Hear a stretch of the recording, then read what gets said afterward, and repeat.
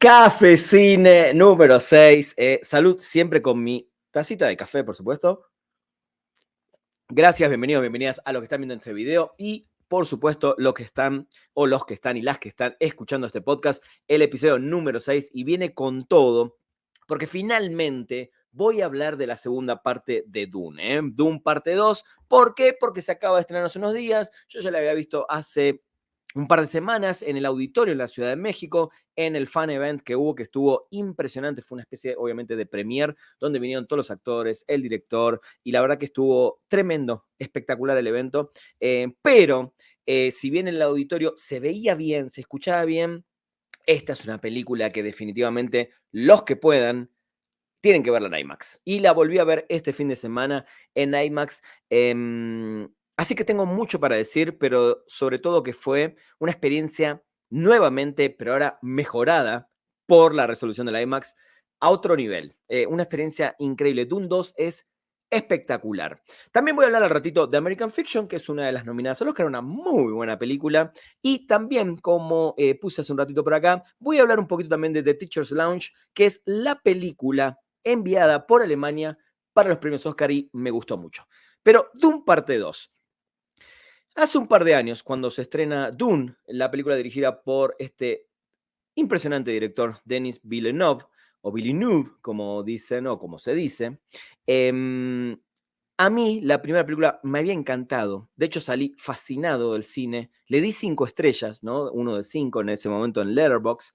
Y a todo el mundo que me preguntaba le dije, para mí esto es una obra maestra. Si bien era el comienzo de una posible trilogía, por supuesto, siempre estuvo pensado para una trilogía, pero bueno, tenían que acompañar los números, tenían que acompañar muchas cosas para que enseguida, al rato, tuviéramos la confirmación de esta parte 2. La primera película es espectacular. Yo sé que a mucha gente la aburrió, o no es que no la entendió, pero no la disfrutó tanto, porque es una película un poquito más contemplativa, un poquito más lenta dentro de la presentación de este universo de Dune, sobre todo para los que no habíamos leído los libros, solo habíamos visto quizás la película de David Lynch que va por otro camino, y esta fue una gran presentación de los personajes iniciales y de poder empezar a entender qué pasa en este universo de Dune. Por eso, ahora, cuando muchos están diciendo, no, no hace falta que veas la primera, ¿cómo no? Claro que hay que ver la primera para entender de dónde vienen algunos de estos personajes, de dónde vienen algunas de estas manipulaciones que aparecen sobre estos personajes y por qué este universo, ¿no? ¿Qué está pasando con todo lo que va a suceder en la segunda parte? Así que si no vieron Dune 2, primero va a haber spoilers. Si no vieron Dune 1, vayan a verla y después vayan a ver la segunda parte, porque claro que hay que verla. Esta segunda parte de Dune, no solo ya estamos metidos en este mundo, en esta duna, sino que nos presenta unos nuevos personajes. Uno en particular, que es como el villano más importante, a cargo de Austin Butler, que lo hace impresionante, que no tiene tanto tiempo en pantalla, no es el villano que arranca la película y uno le va temiendo, sino que hay un momento puntual donde él aparece y tiene un par de secuencias espectaculares. No voy a dejar de decir la palabra espectacular, brillante, impresionante, obra maestra, porque realmente esta segunda parte de Dune es eso, es todo eso y mucho más. De hecho, cuando salí de verla del auditorio, hasta me sentí abrumado de tanto, en el buen sentido, de decir, wow, me dieron muchísimo, pero muchísimo más de lo que yo esperaba. Los personajes se van desarrollando muy bien. Timothée Chalamet está muy bien, pero sobre todo el personaje de Zendaya, y ella tiene un gran papel que se va a terminar resolviendo lo que pasa con ella en la próxima película. Ojalá llegue pronto.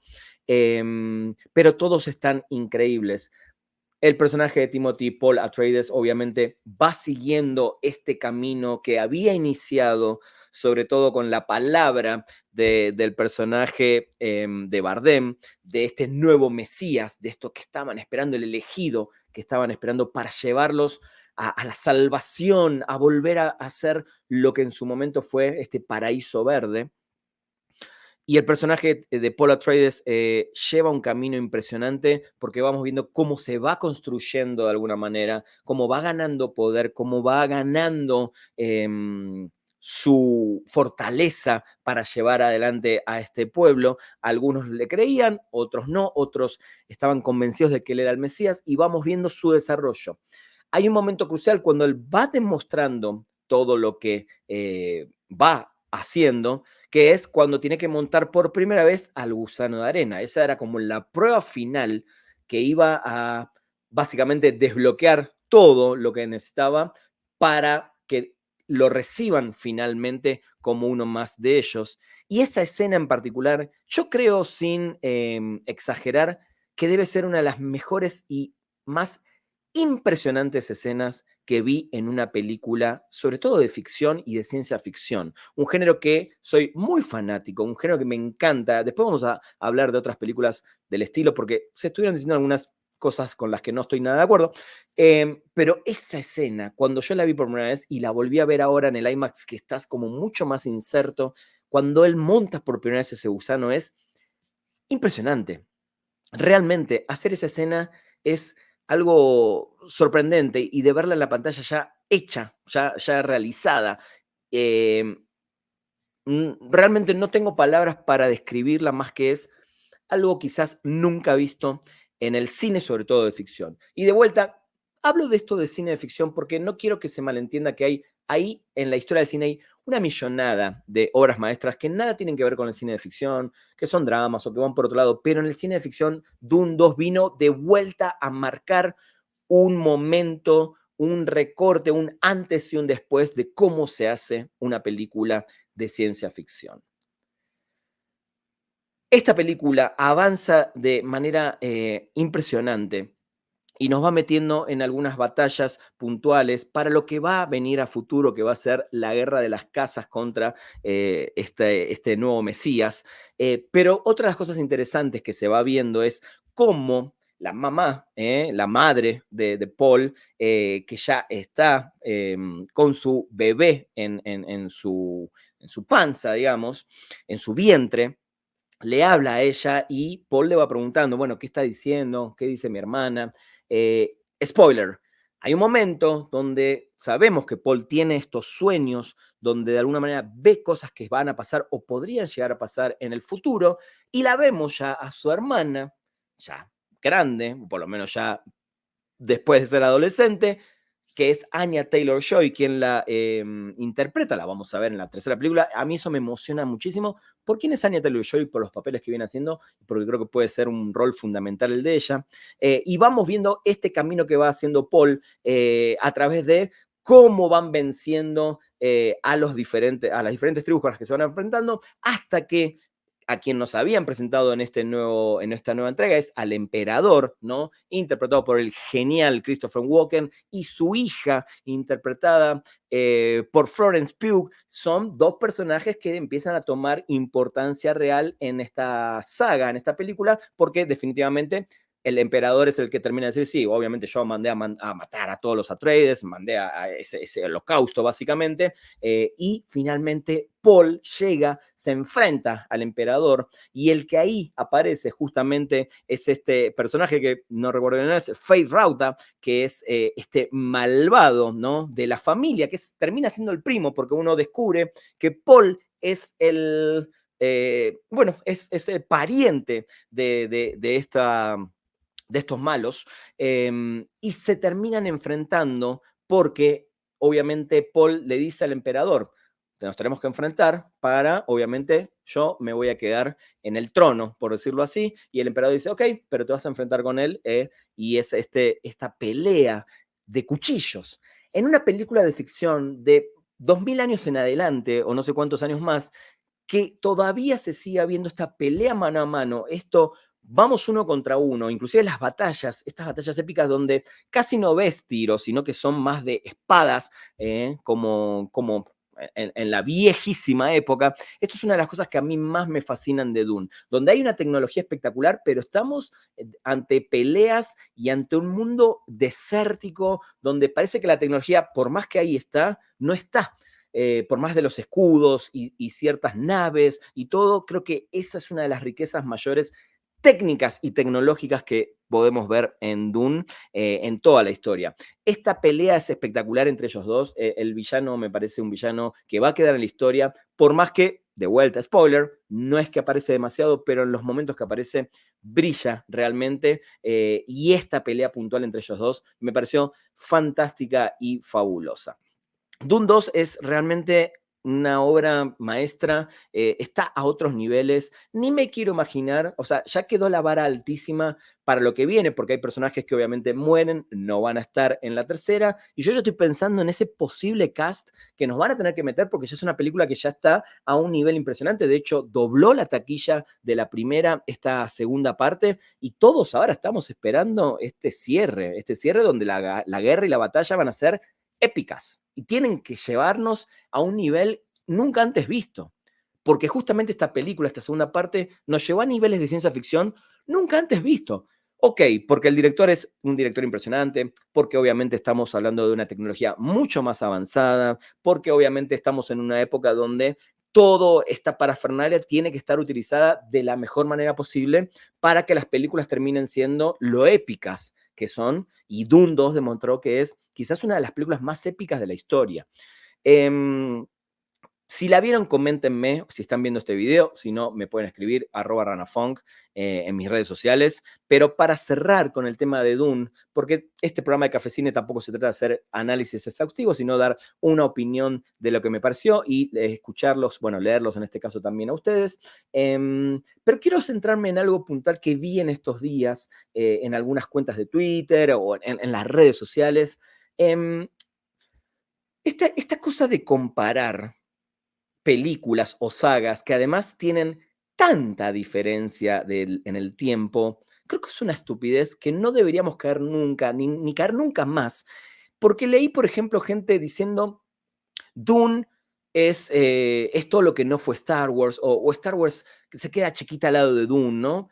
Por comparar quizás las dos sagas más importantes de la ciencia ficción en la historia, no solo por el momento por lo que significó cada una de estas películas en su momento, por el cambio, la revolución total que hicieron, no deben ser comparadas. Al contrario, deben ser admiradas de la misma manera. De hecho, Denis Villeneuve siempre lo dijo, él es hiper fan de Star Wars y el libro de Dune fueron los que de alguna manera también lo llevaron a él a querer ser parte de este mundo cinematográfico y sobre todo el mundo de la ciencia ficción, más allá que es un director que nos dio otras películas, dramas espectaculares y no solo trabajó con la ciencia ficción.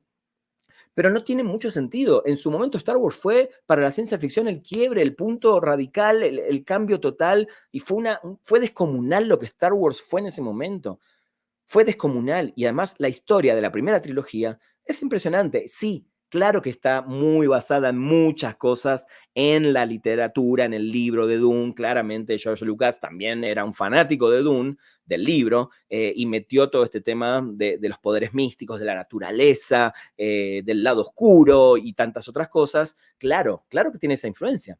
Pero George Lucas hizo una película como Star Wars, que después pasó a llamarse Episodio 4 o New Hope, grandiosa. Y el Imperio contraataca, y lo dijo Christopher Nolan hace poco, sintió que Dune 2 era el Imperio contraataca de ese momento, de esa época, porque fue esa segunda película gloriosa, como lo fue el Imperio contraataca, para la saga original de Star Wars. Entonces, no caigamos en estas comparaciones que no tienen ningún tipo de sentido. Admiremos por épocas, por décadas, todo lo que fue una. A ver, en los 2000 es El Señor de los Anillos. Y al día de hoy hay mucha gente que me dice, pero yo me aburro. Y está bien.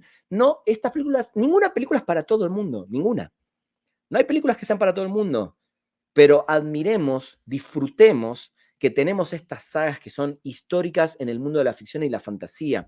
No las comparemos porque no tiene sentido. Primero porque fueron hechas, La Guerra de las Galaxias, Star Wars es del año 77.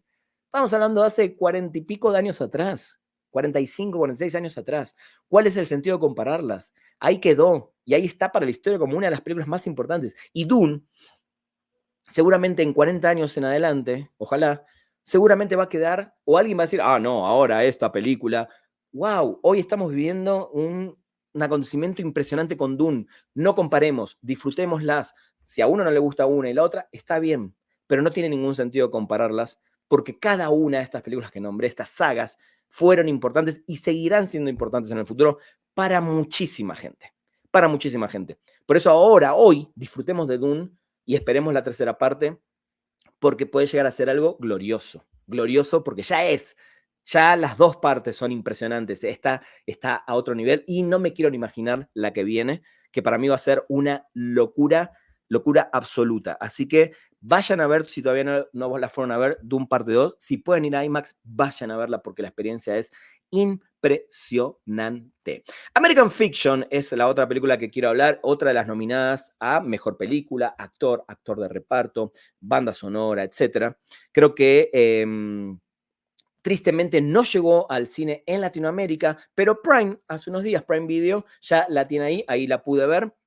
Y es una película, una comedia genial de un profesor o un escritor, de un literato afroamericano que es muy bien recibido en su pasado, sus libros, por la crítica, pero nos damos cuenta y vamos viendo que sus libros no venden, porque la gente busca otro tipo de explosión literaria, ¿no? Busca ir a lo más quizás burdo, a lo más fácil.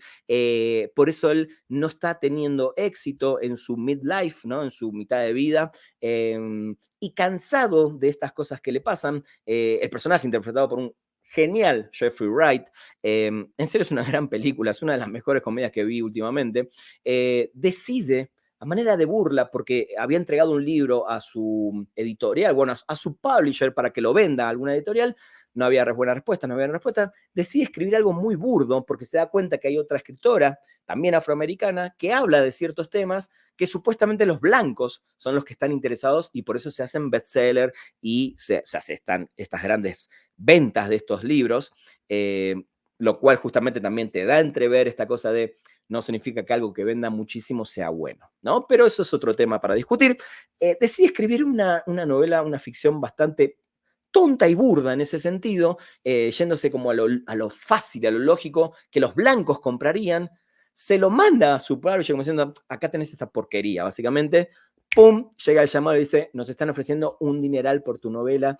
Y empiezan a suceder muchas cosas que acá sí no quiero spoiler porque sé que es una película que casi nadie vio todavía acá. Así que vayan a verla, pero empiezan a suceder un par de cosas muy importantes y no solo nos muestra ese lado del escritor, sino que nos empieza a mostrar parte de lo que pasa con su familia, con su hermano, con su hermana, con su mamá, algo importante, pero sobre todo con él mismo y con una relación que empieza y no se sabe para dónde ir porque esta frustración que trae él adentro se ve desatada en algo que, como digo, no quiero spoiler, pero es fundamental para el desenlace, básicamente, de cómo muestra esta situación que él vive, sobre todo con él mismo. Creo que es una película donde hay una exploración muy interesante sobre quiénes somos, cómo nos manifestamos y cómo creemos que el mundo ve lo que nosotros vemos de alguna manera, pero obviamente hay gente que lo ve con otros ojos. American Fiction, en serio, muchas nominaciones, seguramente de esas películas que tristemente no se van a llevar ningún Oscar. Esto no significa nada más que no va a ganar premios, pero sí es una película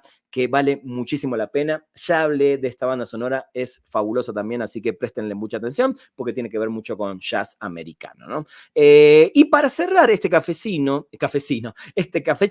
este cafecine, no quiero dejar de hablar porque la acabo de ver, se acaba de estrenar por suerte en salas en México y si no, búsquenla porque se puede ver por ahí. Esta película alemana, The Teacher's Lounge, que es la película que mandó a Alemania para participar por mejor Oscar, por película internacional, que sabemos, yo lo dije hace unas semanas, creo que así va a ser, ese premio para mí se va a ir con The Zone of Interest, también está peleando con Perfect Days, que habla de esa película, es una cosa hermosa, La Sociedad de la Nieve, que es un peliculón español, y Yo Capitano, la película italiana, entonces no la tiene nada fácil, pero The Teacher Lounge es una película fantástica y es una película sobre una maestra, una profesora, bueno, una maestra, porque es de niños de menos de 15 años. Hay un acontecimiento, también es una película que no voy a spoilerles nada, porque cualquier detalle que pueda decirle le puede matar la película. Por eso voy a contar un poco la trama. Una maestra que está en un colegio donde al principio de la película, esto no es spoiler, interrogan a unos alumnos porque al parecer alguien está robando dinero de billeteras. Esa es la premisa. Esta maestra no está de acuerdo, obviamente, con la interrogación de los alumnos y tiene esta cuestión de decir, bueno, quiero demostrar que mis alumnos no son ladrones, básicamente. Entonces hace algo para demostrar y termina mostrándose que hay alguien en este colegio que trabaja ahí que es la persona que roba. Así, a simple vista, y lo que estoy diciendo parece algo, ok, típico thriller policial de alguien que roba en un colegio y se tiene que descubrir, bla, bla. Pero pasan un montón de cosas y no termina yendo para ese lado la película, sino termina yendo para el lado ético de todo lo que va haciendo la maestra, todo lo que va haciendo esta profesora, cómo defiende a sus alumnos, cómo los alumnos también la cuestionan, porque esta persona que es de alguna manera... a la que señalan como ladrona, es la mamá de uno de sus alumnos. Y es la mamá además de uno de sus alumnos más brillantes, más inteligentes, no estos que responden bien, que entienden, y se va mostrando cómo ella éticamente va pasando por un montón de lados. Además, sus propios colegas a veces la discrepan por ciertas cosas.